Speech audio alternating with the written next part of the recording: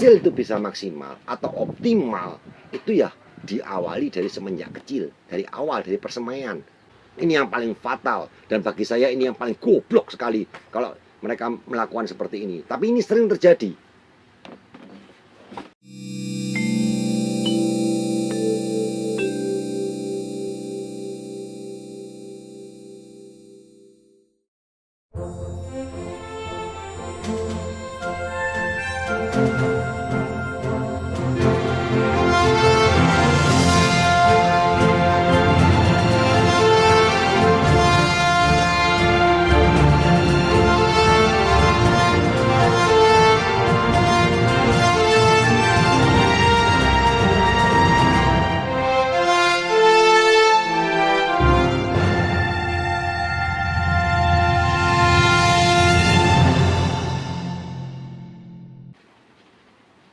Ada hal yang selalu, tapi ya kadang-kadang juga itu para petani mengabaikan. Terutama dalam hal ini adalah pada waktu saat pemberian pupuk atau nutrisi atau memberikan ya aplikasi penyemprotan, baik itu pestisida ataupun fungisida. Seringkali petani itu selalu tidak mau mengikuti, dan mereka menganggap ya sudah sekalian aja, toh juga setelah diberikan ya sudah selesai, seperti itu. Padahal dalam semua hal apapun, baik itu kita bertani, baik itu kita dalam hidup ini seperti yang sekarang ini, itu ada hal-hal yang harus kita jalani. Proses. Seringkali dan sering saya jumpai, terutama untuk para petani-petani untuk komoditi tanaman pangan, itu kecil. Mereka ingin semuanya serba instan. Padahal untuk jenis mie instan sendiri pun itu perlu proses. Kan nggak mungkin kita beli mie instan sekarang langsung beli langsung dimakan. Perut sakit dong. Sama halnya juga dengan kopi instan. Nggak ada kopi instan tuh yang langsung beli langsung. Semua perlu proses. Mie masih perlu harus direbus. Kopi pun juga harus diseduh dengan air panas. Jadi ada proses. Sama halnya dengan kita di pertanian. Di pertanaman juga sama. Ada fase-fase di mana kita harus mengikuti. Jadi sebagai petani itu kita harus mengikuti dan wajib, dan tidak bisa kita menolak. Oh, kita nggak mau, kita mengabaikan, nggak bisa. Tanaman mempunyai masa pertama persemaian, kedua masa dia vegetatif. Vegetatif itu di mana dia mulai pembentukan anakan, dia mulai memunculkan tunas baru untuk tanaman pangan ya, dan dia kapan mencapai anakan maksimum. Setelah itu dia masuk ke masa generatif, dan dia masuk masa ke primordial, dan dia mulai proses pembuahan, dan setelah itu masuk baru pasca, baru setelah itu panen. Itu ada proses-prosesnya, dan semuanya itu kita harus berikan. Sebagai kita yang bertani itu harus memberikan yang nutrisi ya sesuai dengan kebutuhannya. Tapi banyak sekali petani jarang sekali mau mengikuti. Kadang-kadang mereka ambil ya pokoknya sekalian seperti itu. Contoh aja seperti pemupukan. Pemberian pupuk atau nutrisi itu kan harus sesuai dengan umur tanaman, umur di masa persemaian, di masa pembentukan anakan, di masa generatif ada pembentukan buah. Itu kan berbeda-beda dosisnya. Nah, seringkali kadang-kadang yang saya jumpai, mereka mengatakan ya sekalian lah, karena saya punya kesibukan dengan berbagai alasan macam bla bla bla bla. Jadi mereka memberikan sekali aja dengan dosis yang sudah yang banyak mereka berikan, semuanya mereka taburkan pupuk seperti itu. Katanya istilahnya tuh dengan alasan ya udah sekalian. Atau juga nanti disimpan di dalam tanah dan tanaman akan menyerap. Ya nggak begitu caranya. Justru tanaman Anda berikan seperti itu, dia akan mengalami ya kerusakan yang berat.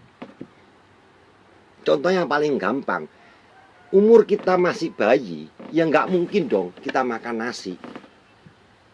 Dan dosis makan kita pun juga sesuai dengan umur. Semakin tumbuh dewasa, baru dosis itu semakin dinaikkan, ditingkatkan dosisnya seperti itu.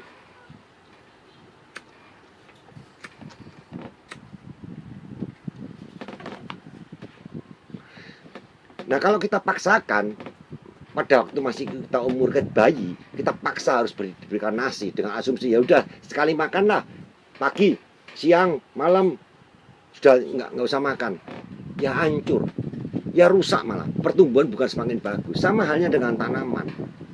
Jadi pemberian nutrisi atau pupuk itu ya sesuai dengan umurnya itu, dan ikuti semua prosesnya itu. Tanpa proses semuanya tidak akan pernah bisa mendapatkan hasil yang maksimum. Dan sering kali yang terjadi adalah hasil yang tidak maksimum itu yang disalahkan adalah pasti pertama ada bibit yang katanya jelek, kedua pupuk, ketiga pestisida. Padahal ya bukan itu kunci faktornya, tapi perawatan. Kita harus memahami karakter tanaman, umur berapa, ya sesuai dengan video saya yang sebelumnya mengenai 3T, tepat sasaran, tepat waktu, tepat dosis.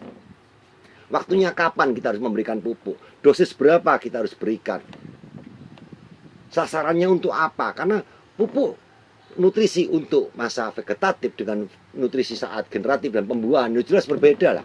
Kandungannya berbeda, sama-sama NPK-nya tapi kan berbeda. Mana yang harus diperbanyak, mana yang harus dikurangi.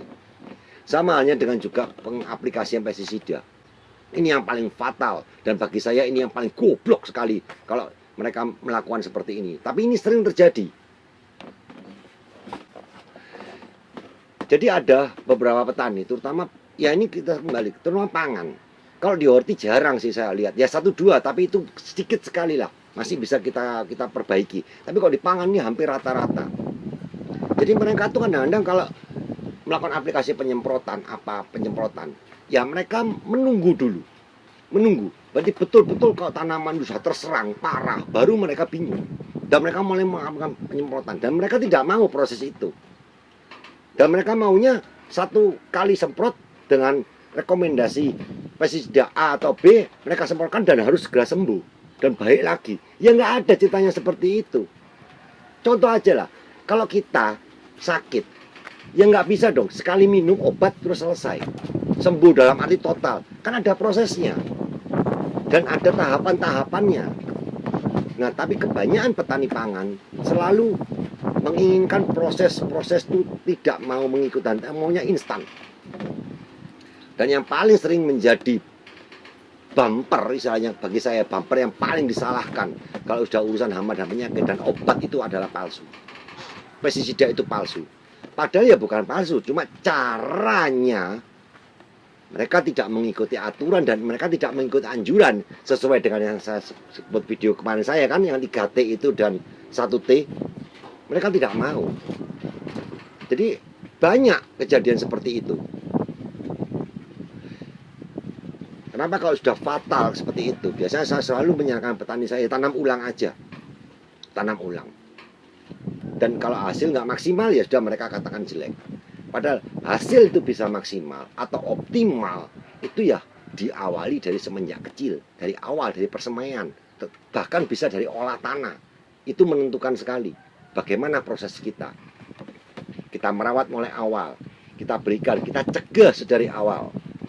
Jadi jangan menunggu serangan sudah mulai masuk dalam, sudah volume tinggi baru kita panik. Dan kalau panik kejadiannya ya hancur-hancuran.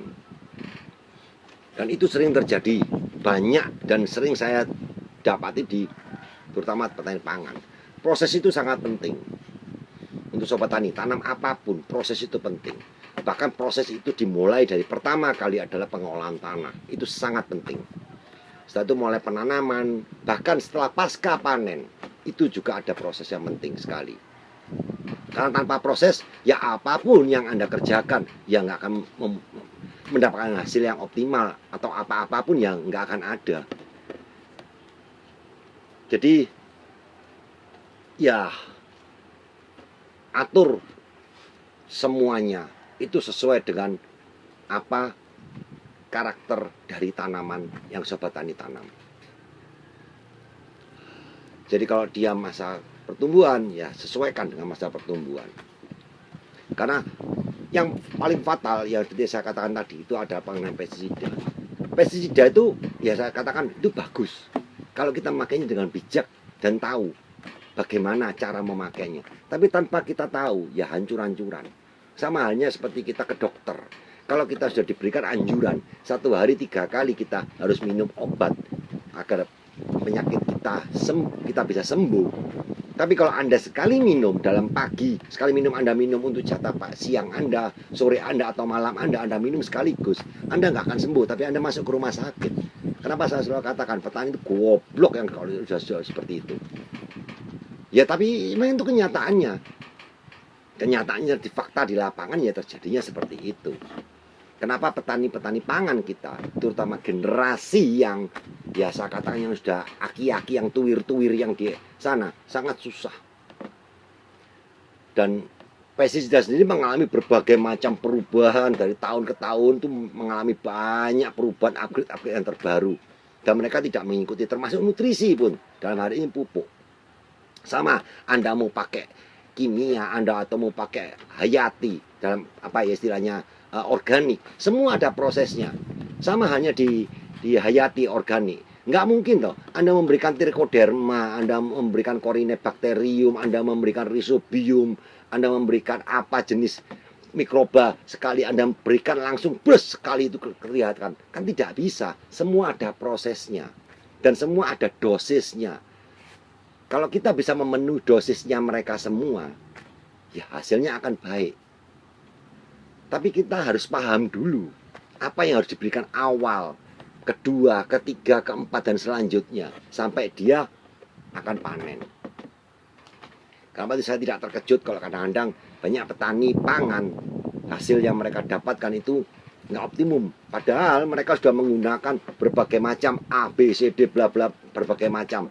Bahkan dikombinasikan apa-apa pun hasilnya nggak maksimum. Ya karena kesalahan-kesalahan kecil tadi itu. Dan salah satunya adalah proses. Dan proses ini bisa dijalani kalau kita paham dengan karakter tanaman kita. Paham dengan karakter tanaman kita. Itu kuncinya, memahami karakter tanaman. Dan kita tahu ini kapan umur sekian kita berikan apa, umur sekian kita berikan apa, berapa dosis dan komposisinya. Itu aja mungkin yang mau saya sampaikan untuk video kali ini mengenai proses. Terima kasih sudah menonton. Oke, dan jangan lupa kalau ya saya ada yang kurang dalam penyampaian saya, kita bisa share di sini, bisa tinggalkan di kolom komentar apa yang kurang. Ya nggak mungkin lah apa yang saya sampaikan pasti selalu benar semua. Mungkin di daerah tempat teman-teman Sobat Tani ada yang berbeda, silakan komen aja di bawah ini. Dan siapa tahu itu bisa menjadi inspirasi saya untuk membuat konten untuk di video berikutnya. Oke, ketemu kembali di video berikutnya. Ciao, jangan lupa subscribe. Oke, see ya.